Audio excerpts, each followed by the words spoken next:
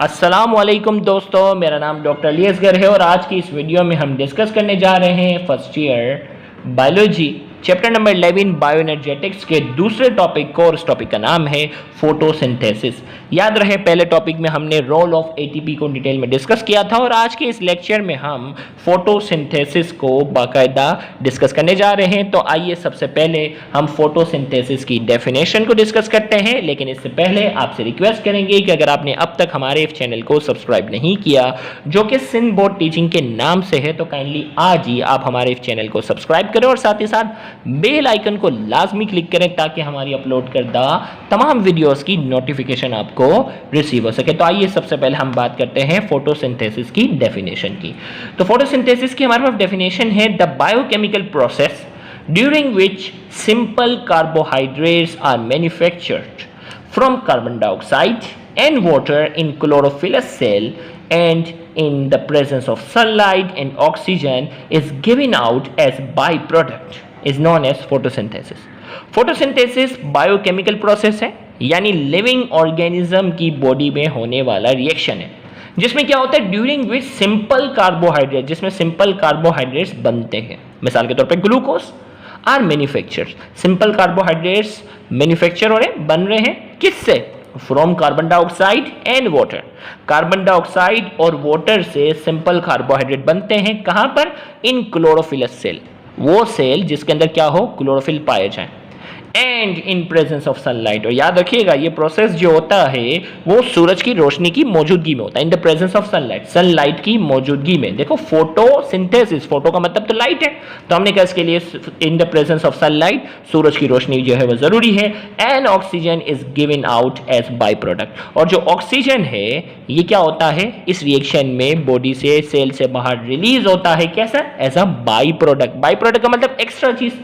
By product का मतलब है कि ये एक्स्ट्रा चीज होती है इस रिएक्शन में, लिहाजा प्लांट बॉडी क्या कर देते हैं? इसको रिलीज कर देते हैं।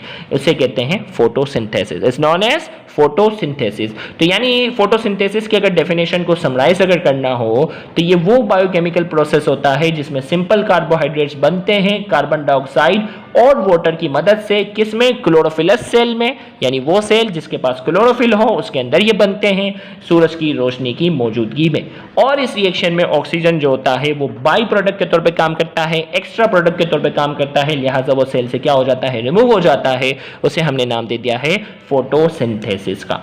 अब फोटोसिंथेसिस की इस डेफिनेशन को हम केमिकल रिएक्शन से शो कर सकते हैं कि कार्बन डाइऑक्साइड है वो वाटर के साथ क्या कर रहा है? रिएक्ट कर रहा है सूरज की रोशनी की मौजूदगी में, और साथ ही साथ क्या है? क्लोरोफिल की मौजूदगी में। और बदले में क्या बन रहा है? ये बन रहा है ग्लूकोज, सिंपल कार्बोहाइड्रेट बन रहा है, साथ ही साथ पानी बनता है जो कि बॉडी के अंदर यूटिलाइज हो जाएगा, और ऑक्सीजन बाई प्रोडक्ट के तौर पर क्या हो जाएगी? रिलीज हो जाएगी।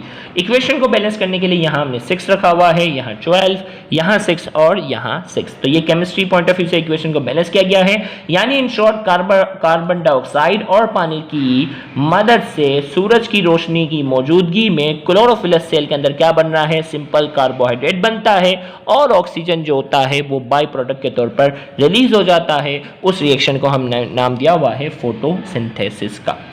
अब जो है वो रिएक्टेंट ऑफ फोटोसिंथेसिस, फोटोसिंथेसिस के ये रिएक्टेंट आते कहाँ से है तो हमें उसके बारे में थोड़ा सा बताना होता है। तो सबसे पहले चाहिए पानी। पानी आया कहाँ से? वाटर।